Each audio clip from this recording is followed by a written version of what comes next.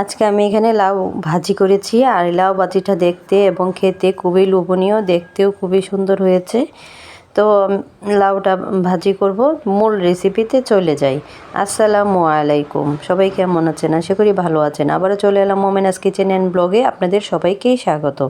তো এখানে আমি একটি লাউ নিয়েছি আর লাউটি আমি বুকের অংশটা ফেলে দিয়েছি, একদম পিঠের অংশটা নিয়েছি আর একটি গ্রেটারের সাহায্যে গ্রেট করে নিয়েছি। তো লাউয়ের ভাজি কে কখনো খেয়েছেন কি না আমি জানি না, অবশ্যই কমেন্টে জানাবেন কে কে খেয়েছেন। তো লাউ দিয়ে আমরা সবসময় মাছ খাই, ডিম দিয়ে খাই এবং লাউ দিয়ে ঢাল দিয়ে খাই। আজকে আমি লাউয়ের ভাজি করে দেখাবো এবং খাবো। তো প্রথমেই লাউটি আমি ধুয়ে নিচ্ছি আর ধুয়ে নেওয়ার সময় অবশ্যই চিপে চিপে নেবেন যেন পানি না থাকে। লাউ এমনিতেই একটা নরম সবজি আর এই নরম সবজিতে এমনিতেই অনেক পানি ওঠে। তো পরিমাণ মতো লবণ দিয়ে আমি লাউটা সিদ্ধ করতে বসিয়ে দিলাম আর দেখেন লাউ এত চিপে চিপে নিয়েছি, তারপর লাউয়ের মধ্যে কতটা পানি উঠে গেছে। আর যেহেতু লাউটা দেখতে একটু ফ্যাকাশে ফ্যাকাশে দেখা যাচ্ছে, তাই আমি এখানে একটু হলুদ দিয়ে দিলাম। আর হলুদটা অবশ্য কীভাবে স্লিপ হয়ে গেছে তা জানি না। তো আমার লাউটা সিদ্ধ হয়ে গেছে আর লাউটা পোড়ন দেওয়ার জন্য এখানে আমি একটি কড়াইয়ে তেল দিয়ে 4টা শুকনো মরিচ দিয়ে দিলাম।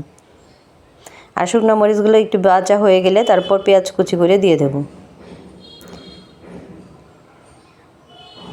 তো পেঁয়াজটা যতক্ষণ পর্যন্ত লাল না হয় ততক্ষণ আমি ভেজে নেব। যেহেতু আমার বাসার কাজ চলতেছে, তাই টুকটাক শব্দ সবসময়ই আছে। ভয়েস দেওয়ার সময় অনেক সমস্যা হয়। তো এখানে কয়েকটি কাঁচামরিচও ফালি করে দিয়ে দেব। তো আমি সিদ্ধ করে লাউটা রেখেছিলাম ওইটাও দিয়ে দিলাম। এখন ভালোভাবে নেড়ে ছেড়ে ওইটার যে পানিটা ওইটা সবটা শুকিয়ে নেব। আর অবশ্যই আপনারা বাসায় ট্রাই করে দেখবেন যে এইভাবে লাউ ভাজি করে খেতে লাউটা কতটা মজার আর কতটা যে সুস্বাদু হয়। আপনারা যারা ট্রাই করেন নাই অবশ্যই বাসায় ট্রাই করবেন, আর যারা ট্রাই করেছেন অবশ্যই কমেন্টের মাধ্যমে জানাবেন আপনাদের কাছে কেমন লেগেছে।